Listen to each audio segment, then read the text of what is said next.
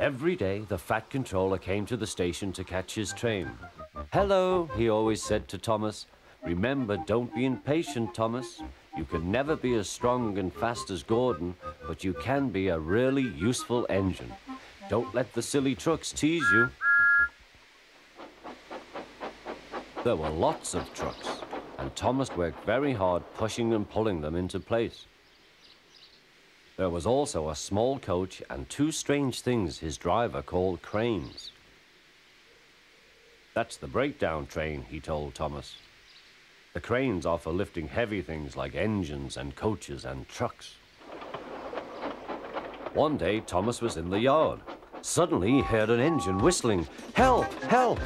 A goods train came rushing through much too fast. The engine was James, and he was frightened. His brake blocks were on fire. "They're pushing me," he panted. On, laughed the trucks. Still whistling, "Help, help!"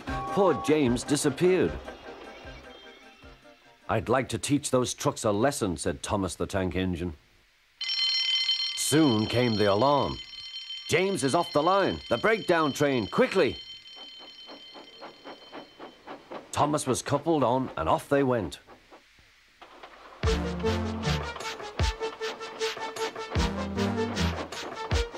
Thomas worked his hardest. "Hurry, hurry, hurry," he puffed.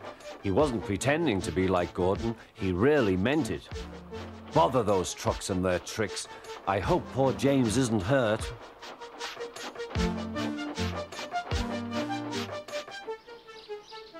James's driver and fireman were feeling him all over to see if he was hurt. "Never mind, James," they said. "It wasn't your fault. It was those wooden brakes they gave you. We always said they were no good."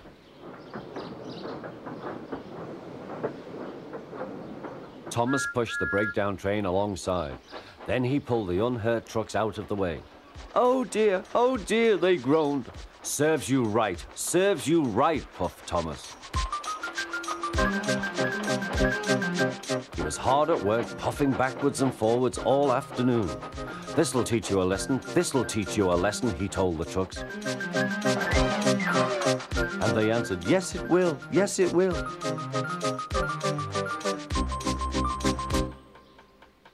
They left the broken trucks, then with two cranes they put James back on the rails.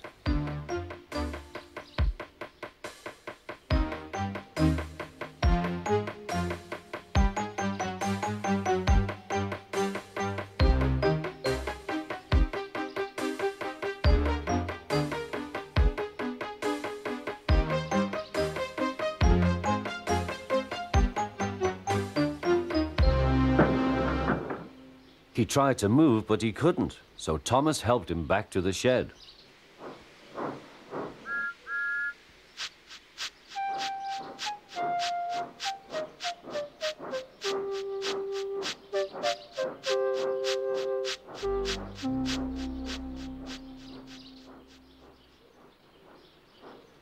The Fat Controller was waiting anxiously for them.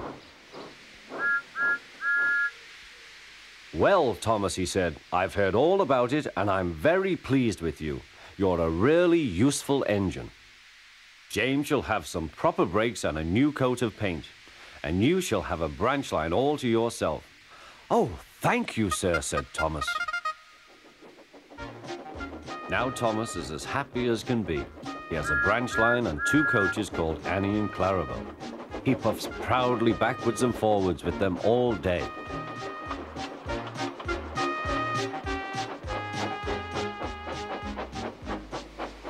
He is never lonely. Edward and Henry stop quite often and tell him the news. Gordon is always in a hurry, but never forgets to say poop poop.